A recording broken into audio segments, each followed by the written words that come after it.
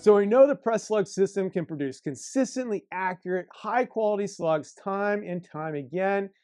Let's go ahead and sit down and take a closer look at this. As today, well, today's the day I'm going to walk you through some basic setup of your Presslug system, as well as make a couple of different sizes and adjustments here so you know just how to work the Presslug system once you get it in your shop. Let's get to it.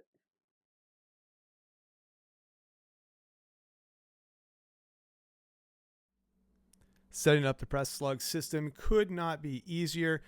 Once you get everything mounted to where you're going to either permanently have it set up or on your mobile applications, you're going to go ahead and insert the top screw. This has a lot of fine threads and you're going to want to bottom it out. That is because those fine threads will allow you to make very small incremental changes to the slugs that you are making. Bottoming this out is going to allow us to zero the indicator that we're going to put on next. Notice that I put an O-ring on there, and this will be followed by the red indicator that you'll find in your kit. This is in inches, or if you want to flip it over, you can also read the indicator in millimeters. For my setup, I go ahead and choose the millimeter side. Doesn't matter which one you choose the one you're most comfortable with. Notice I'm placing it there at 0. Then you go ahead and insert another O-ring on top. So that little red dial does get sandwiched between two O-rings, and then we put this nut on top, which is going to sandwich everything down and really help to hold that dial indicator down, and it will allow you to re-zero it very easily whenever you need to in the future. Notice I'm holding the indicator, and I'm going to tighten that top bolt down just a little bit to keep it from moving. And again, those two O-rings in there are creating a friction hold on there. That is the reason it's important to kind of get that tight in there. Now I'm going to go ahead and show you quickly how that is adjusted. You're never going to touch that nut on top again. Instead, when you're ready to adjust it, you're going to go ahead and stick an Allen wrench inside there.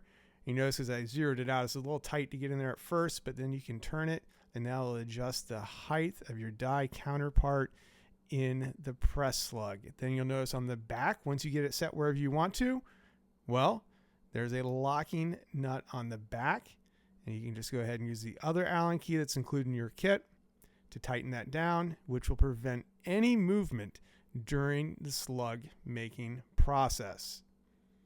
Once you've got this taken care of, we're going to go ahead and head over and pick up the die that you chose for your kit. Mine comes in 30 caliber here. And we're going to first insert the needle here. This needle makes the hollow point inside of the slug. And then we're going to put that die right on top. And I'm going to only finger tighten this. First, I don't have a wrench that fits around this. But second, finger tightening has worked well for me. Also, having those rubber gloves allows you to get just a little bit extra grip on there. Now, this is the die counterpart that I was referring to earlier. It is going to go into the bolt that we first installed, and it just gets hand threaded up there until it stops. It should be a very easy process. You shouldn't have to force anything. And then on the side of your Presslug, it has a nice little wrench so you can make sure that the counterpart is snug.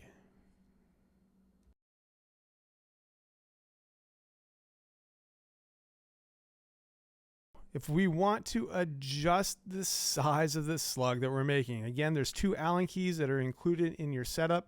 You're going to first want to unlock the locking screw that is on the back.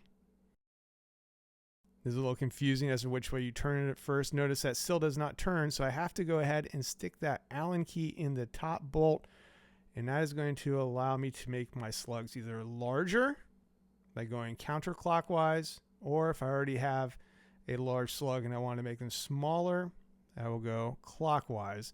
Once you set the setting that you want, go ahead and lock it down with the Allen key on the back. Remove both keys, place them back in their home, and well, now you're ready to make some slugs.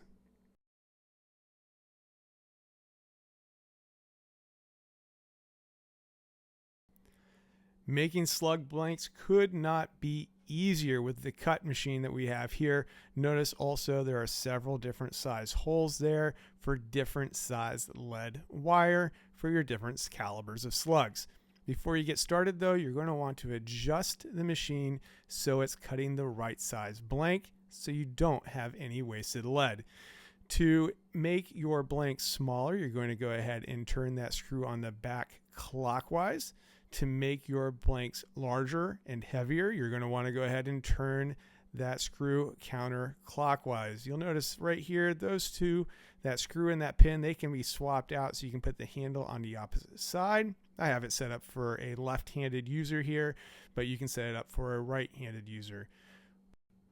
Once everything is adjusted to make just the right size blank, well, you can start making blanks to your heart's content, knowing you got no wasted lead. And wow, look at all of those blanks ready to be turned into slugs and taken down in the range on your next trip.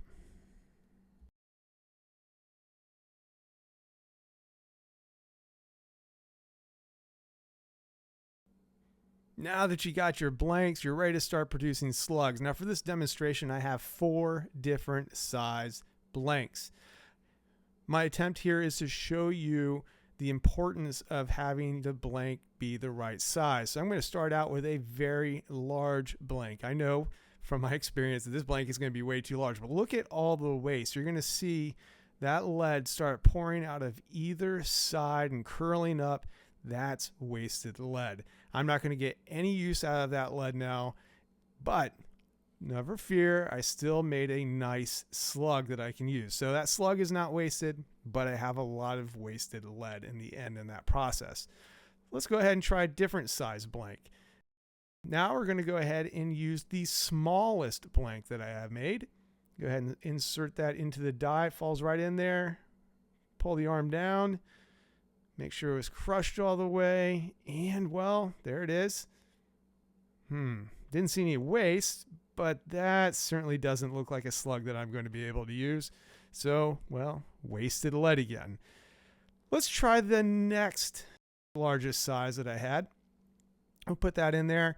Now this is a little smaller than the first one that we did. Yep, there's a little waste there. Not too bad, much better. Definitely not wasting as much lead as I did in that first trial. But that blank's probably still just a little too large.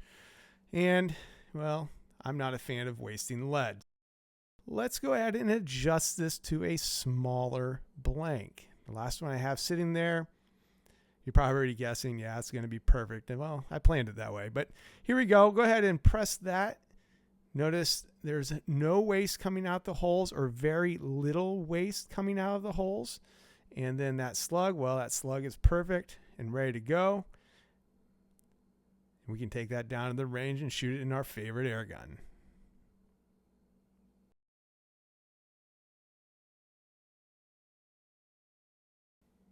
Finally, let's take a look at the consistency here.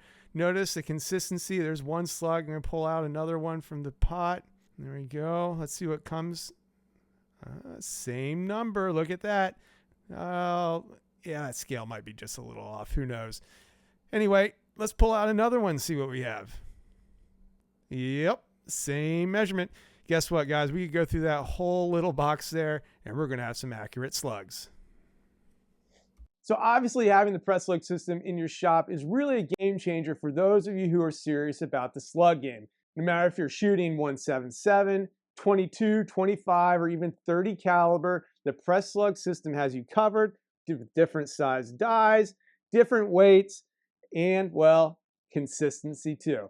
Hey, I hope you enjoyed that. Make sure you head over to the Raw Knowledge Center and check out the rest of our how-to videos.